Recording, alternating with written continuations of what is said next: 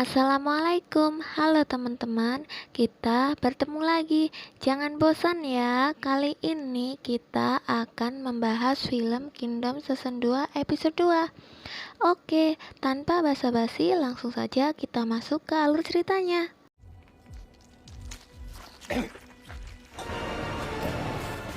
Di episode sebelumnya terjadi tragedi yang menimpa putra mahkota dan pengikutnya. Gudang penyimpanan makanan satu-satunya yang mereka miliki hangus terbakar. Untuk menyelamatkan orang-orang, putra mahkota memutuskan pergi ke Mongyong untuk membunuh Menteri Zhou. Di Mongyong, Sophie sedang merenung memikirkan rencana selanjutnya.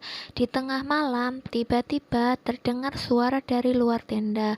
Kemudian dia keluar, mengikuti beberapa prajurit yang membawa sebuah kotak.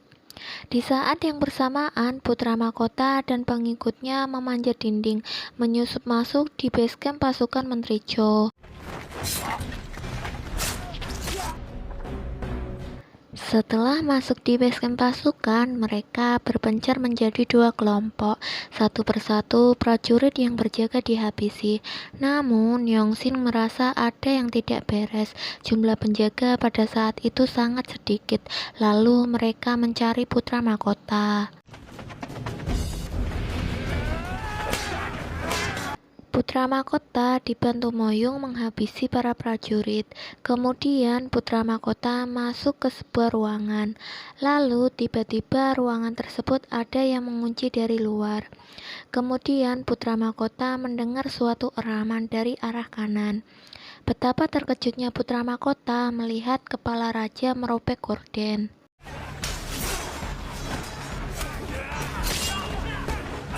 Sementara kondisi di luar sangat kacau, para pengikut putra mahkota sedang bertarung dengan prajurit. Tiba-tiba Menteri Zhou muncul. Lalu Tuan Ahyeon bertanya kepada Menteri Zhou apa yang dia lakukan kepada pangeran. Menteri Zhou mengatakan, seorang pengkhianat tidak pantas dipanggil pangeran. Raja telah datang untuk menghukum putra mahkota. Tuan Ahyeon kemudian menjawab, yang pengkhianat bukan putra mahkota tapi kau. Menteri Zhou berusaha mempengaruhi Tuan Ahyeon dengan mengingatkan jasanya 3 tahun yang lalu yang menyelamatkan rakyat. Menteri Zhou mengatakan jika Tuan Ahyeon mau mengakui kesalahannya dan mengikuti perintah Menteri Zhou, dia akan menyelamatkan nyawanya. Namun Tuan Ahyeon menolak tawaran Menteri Zhou. Dia tidak ingin diperalat lagi oleh Menteri Zhou. Tuan Ahyeon kemudian memberitahu orang-orang jika raja sudah meninggal. Menteri Zhou yang membangkitkan raja dan menjadikannya monster yang haus akan darah manusia.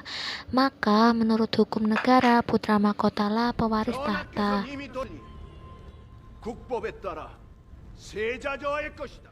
Lalu Tuan Ahyeon menuju ruangan ingin menyelamatkan putra mahkota. Namun dari belakang Tuan Ahyeon ditembaki para prajurit yang diperintahkan Menteri Zhou. Dalam kondisi sekarat, Tuan Ahyeon berusaha bangkit, membuka pintu ruangan di mana putra mahkota dan monster sang raja berada. Saat pintu ruangan tersebut terbuka, putra mahkota sedang memenggal kepala raja yang telah menjadi monster.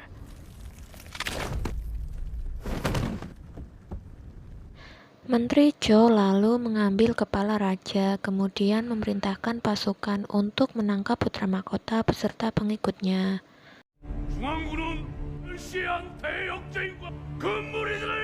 Di Hangyang, komandan kerajaan sedang berusaha menyelidiki kasus pembunuhan ibu dan bayi yang baru saja dilahirkan. Di kediaman keluarga ratu, komandan kerajaan menemukan bercak darah di sebuah ruangan. Lalu mereka menangkap sekelompok orang yang diperintahkan ratu membawa sebuah tandu. Tandu tersebut berisi para mayat wanita dan bayi-bayi yang baru saja dilahirkan. Anehnya, bayi-bayi tersebut semua berjenis kelamin perempuan. Komandan kerajaan menyimpulkan bahwa pelaku pembunuhan tersebut adalah seseorang yang menginginkan bayi laki-laki. 일을 저질렀는지는 모르겠지만 사내 아이 Lalu terdengar suara trompet yang menandakan itu pengumuman bahwa sang raja telah meninggal. Menteri Cho memberi pesan resmi kepada para menteri di istana dengan menfitnah putra mahkota bahwa di tengah pemerintah mengatasi wabah, putra mahkota berusaha memanfaatkan situasi untuk merebut tahta dan telah memenggal kepala sang raja.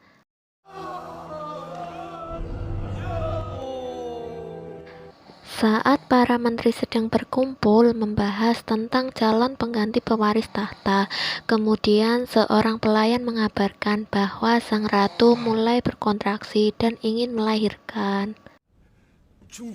이제 길조가씨 왕자 아기씨가 Di dalam penjara, pengikut putra mahkota bertanya-tanya siapa yang berkhianat di antara mereka. Kenapa Menteri Cho bisa tahu jika mereka akan datang? Yongsin meyakinkan mereka bahwa saat itu bukan saatnya saling mencurigai. Yongsin tidak ingin mati sebelum membalaskan dendam keluarganya. Yongsin berkata kesempatan mereka membunuh Menteri Cho yaitu pada saat sebelum menuju ke Hangyang. 겁니다. 한양으로 길을 나서기 전 그때가 유일한 기회입니다. Saat Menteri Cho dan pasukan akan membawa Yongsin dan yang lain, mereka memberontak, kemudian berlari dan menembak ke arah Menteri Cho. Namun, tembakan tersebut terkena seorang pengawal.